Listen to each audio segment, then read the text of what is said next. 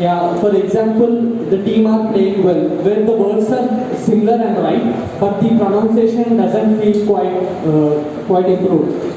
Just because the subject and verb does not agree. Just like the actors and directors need to be on the same page, in the same way, subject and verb need to be on the same page. Why should we use this? Because it makes speaking and writing sound professional, helps you avoid grammatical mistakes in exams, interviews. It builds strong foundation in English communication also. For example, this is not just a grammatical rule. It is a basic communication skill that helps us express ideas clearly, whether you are writing movie reviews, chattings, etc. We'll start with the rules. The first rule is a single subject takes a single verb. For example, in a sentence which consists a single verb, it needs to have a single subject.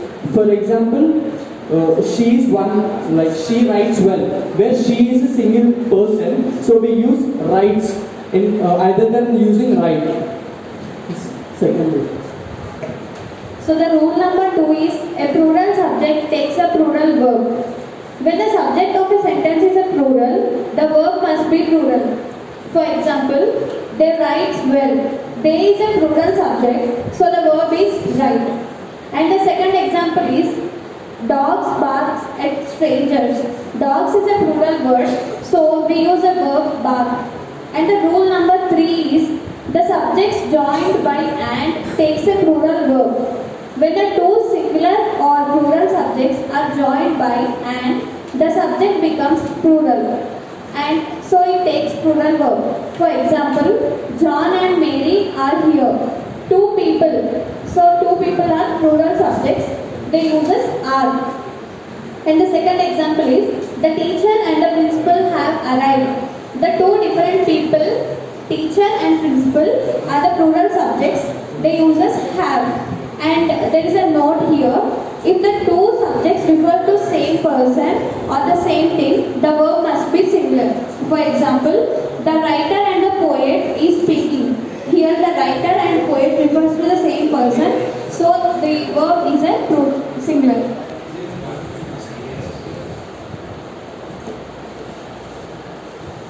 Rule number 4, when subjects are joined by or not, the verbs agree with the subject closest to it.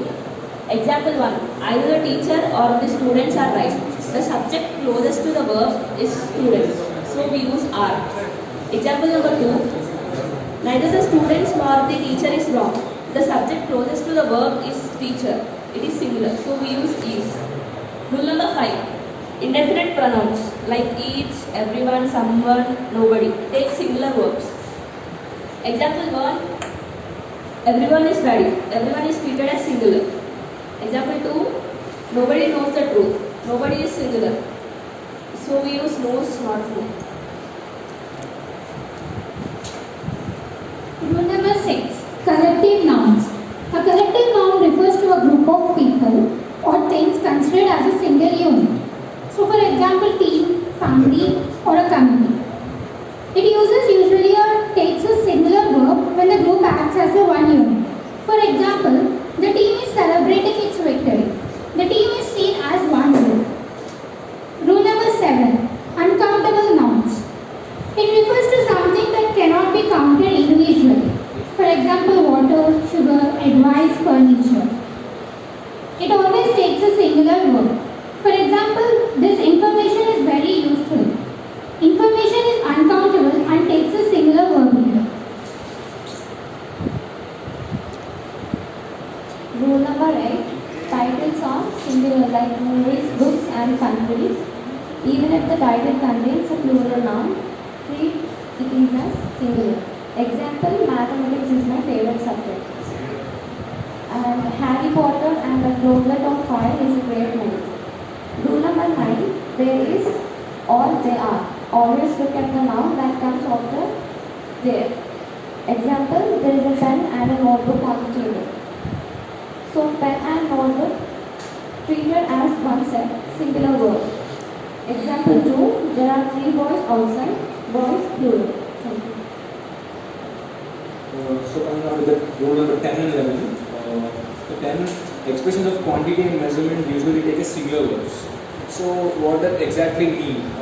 To get a clear example, when we pronounce something subject related to money, distance, weight, or any kind of measurement, so we use plural phrases rather than the singular phrases. Like for example, 5 kilometers is a long to walk, so we use kilometers here.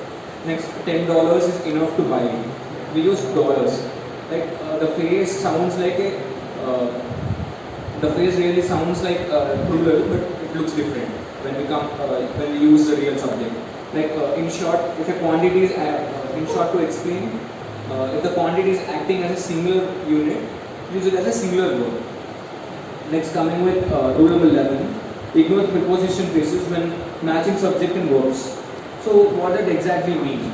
So when a subject is followed by a preposition phrase, for example, we use words like something, of something, etc. The word should agree with the main subject, not the object of the preposition. For example, let's go with the example. The students in a class are very smart. So here the subject goes with the students, which is a plural word. Next, the exact verb is are. We are using are as a verb. Next, in the class is just a preposition phrase. The phrases does this preposition we use word beside it that doesn't take the subject. So in short to explain, focus on the main noun before the preposition, not on the inside, not on the one inside the phrase. Thank you. Good, big round of applause.